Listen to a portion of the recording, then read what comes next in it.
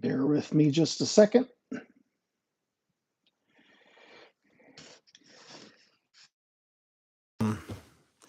Time for another review on that random model.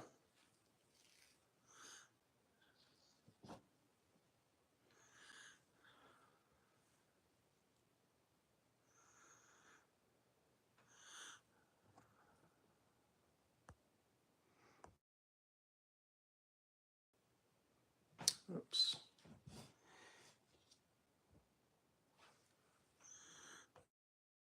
An audio issue.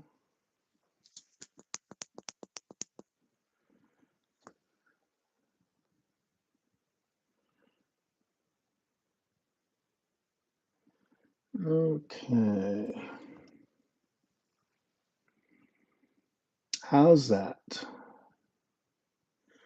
I'm going to pretend it's great, and we're going to get started. Hello and welcome to another episode of That Random Model. We have a great review for you. This time, we have the P-61 Black Widow that was donated to us from a viewer in Vermont. So I want to reach out and thank our viewer, and let's open this baby up.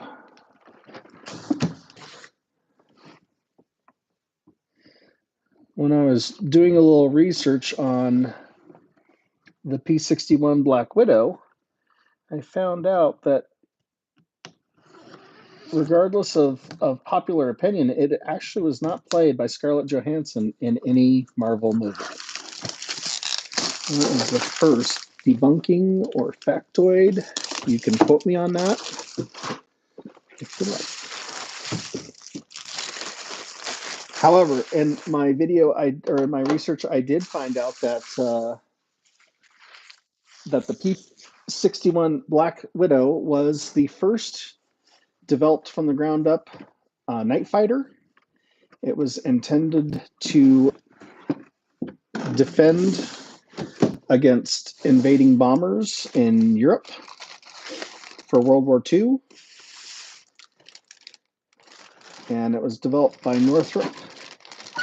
At the time, Northrop was actually a supplier for Grumman and Lockheed and some of the other larger aircraft builders at the time.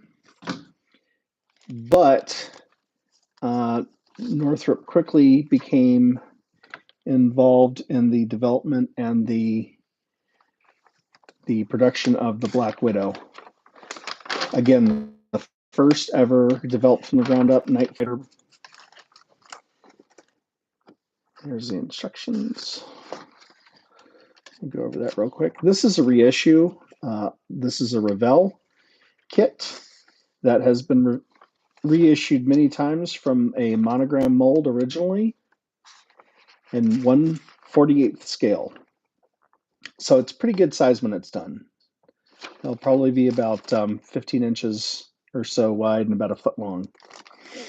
So we'll go over that in a second. You can do D-Day invasion markings, even though this didn't participate in D-Day. It arrived, I think, about 6 months late for D-Day.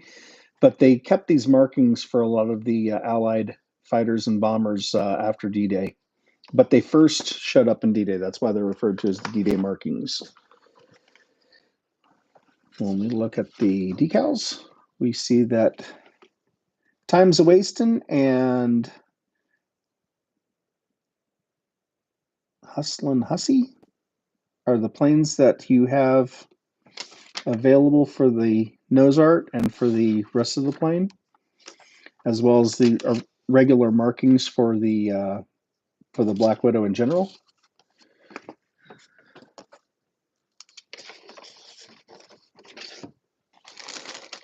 This is a twin boom design. It looks very similar to the Mosquito. Is it Mosquito? No, not the Mosquito. Was not a twin boom, but it's very similar to the P-38 Lightning.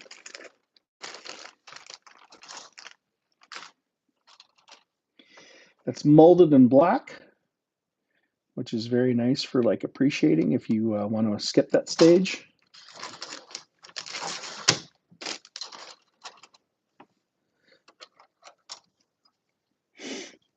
Again, this is a reissue, so the mold lines aren't completely clean, but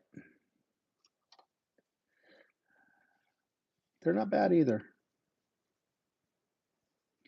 They're not bad. I want to give a shout out right now online. I see a couple people watching. Thank you very much for tuning in to my live stream, and I hope that we have a lot more of these to follow. Here is the main fuselage and the twin booms. So when it's built, this thing will be probably about that long. So again, about a foot long and about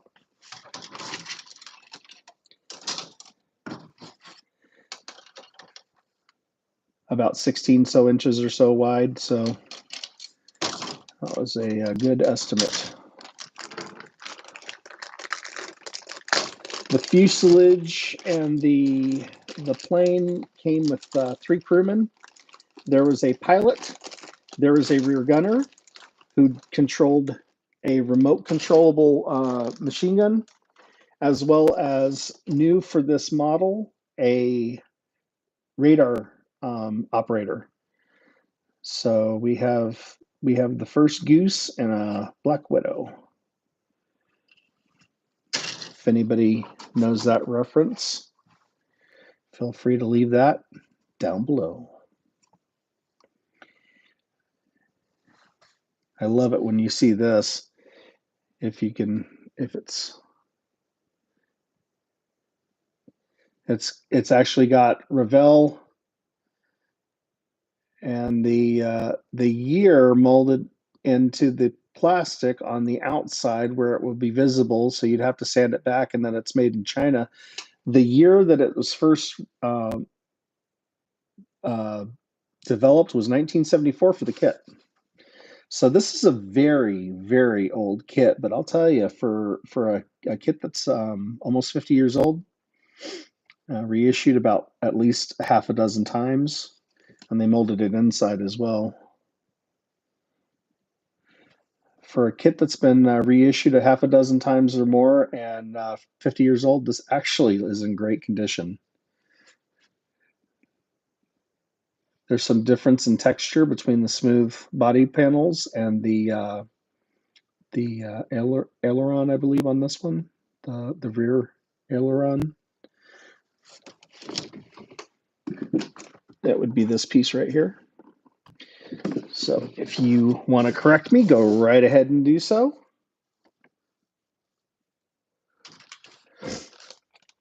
And then the clear parts. And the clear parts,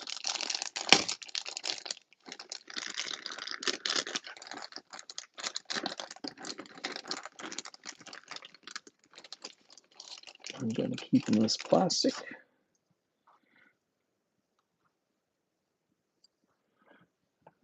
So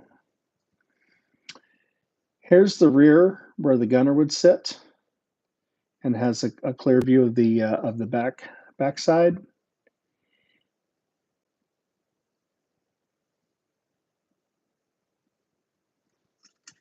And this would be the radar operator, I believe, and the pilot.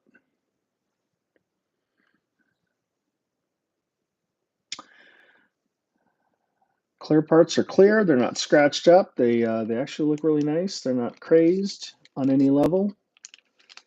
They look really nice. So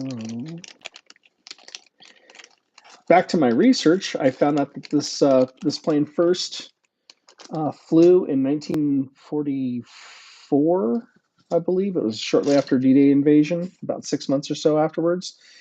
But by the time it had finished development, it was actually already obsolete. And so there were bombers in Germany that could outrun it, like the Junkers 88, I believe. However, when it served in all theaters of the war. So it served in Europe, North Africa, China, Indonesia, and the Pacific Theater. And the Pacific Theater is actually where it shined the best. It actually, or shone the best. It was actually used with a lot of success there against the Japanese bombers. They could come within 100 100 yards or so of the aircraft without the aircraft ever knowing it was there, because the plane was joint developed with Britain radar in the nose cone. So the nose would house a very small radar unit that could track enemy bombers and fighters, and then the plane would chase them down in like an intercept mode for like night raids and stuff like that. It would shoot down the bombers and keep going. The machine gun that was mounted on top right here was remotely controlled by either the rear gunner or the pilot. Any or the radar operator. Anybody could control this remotely. The success of fire was inaccurate to some degree from what I saw, but it did have several kills. In fact, the Black Widow was responsible for the last 2 kills of World War II. One happened the day, I believe the day or the day before surrender, and one was the day after surrender. And at that point, they had, I believe that was the one that they said that ran 2 kamikaze pilots into the ocean.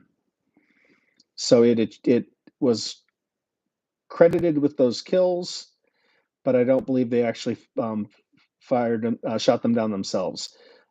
They were first used in Britain during night air raids when the B1 bomb, V1 bomb from Germany, basically the predecessor to the cruise missile, or you could call it a drone today. They would shoot these down over the bombing of Britain. So it has a very distinguished history. It served until 1954. At that point, it was being used as there was a reconnaissance version called the F-15, not to be confused with the McDonnell Douglas F-15 fighter jet, but there was a reconnaissance version called the F-15 Recon. And then they were used, they would fly these into thunderstorms, and they would collect data for the early version of NORAL. So a little history lesson on that. I hope you enjoyed it. The Black Widow was a very important fighter of World War II, one of the last ones that was developed with any success and that actually served during World War II. And because it was propeller driven, it was shortly outclassed and replaced by jet fighters and bombers shortly after that. But this was the very first night fighter that was developed. The person that donated this kit to the channel, they will be seeing this made sometime in 2024. I will be getting to it hopefully soon. Their interest in this kit specifically was that the machine gun was I believe helped developed by a relative of theirs. So we'll go over some of the history of that. I've got a stack of research paper with that. We've got some pictures. We've got some history that we will go over in possibly a 1 or 2 part build. And I certainly hope you can join us for the build. Anyway, that is all we have right now. I do want to give a shout out to the people that are watching right now. I identify as an Apache helicopter. That's a funny name. I see Chris Morawski, and I see La Creme Cakes. So thank you all for watching. Thank you all for identifying as a Dodge Caravan and enjoying the history lesson. Chris Morawski has that kit. And also, I wanted to give a shout out to a new Instagram channel. If you go to die/cast_dipstick, you can see a brand new Instagram channel, and let's get his followers up quite a bit. It's a Hot Wheels Instagram account, and I would love to see that that channel take off. It is not mine. It's not mine. If you go over to Instagram and you type in that random model, that underscore random, that underscore random underscore model, you'll find my Instagram. I don't have any others. You can also follow me on Facebook. I don't like shouting my own self out. I don't like asking people to comment in the comments. I don't like asking people to hit the like button. I don't like asking people to share. That's the only time you're going to hear me mention that. I don't like saying that. I think that's, I understand why people do it. This channel is meant to have fun. This channel is meant to be enjoyable. It's meant to it's meant for you guys. I mean, I will build these how I like. I will build these how with what my inspiration and imagination goes out, and I hope you enjoy it. And if you do, please stick around and watch. If you don't, well, then I hope maybe I'll have a show that you will like at some point, or a build, because I just love to build these things, and I really appreciate all of you out there that are watching this channel. So again, I'm not going to plug my channel or my Instagram or my Facebook or anything else. You guys know where to find me. So with that, I want to say thank you very much. Thank you all for watching. Those that will be watching later on, I really appreciate your support. And every single one of you out there, have a very good day.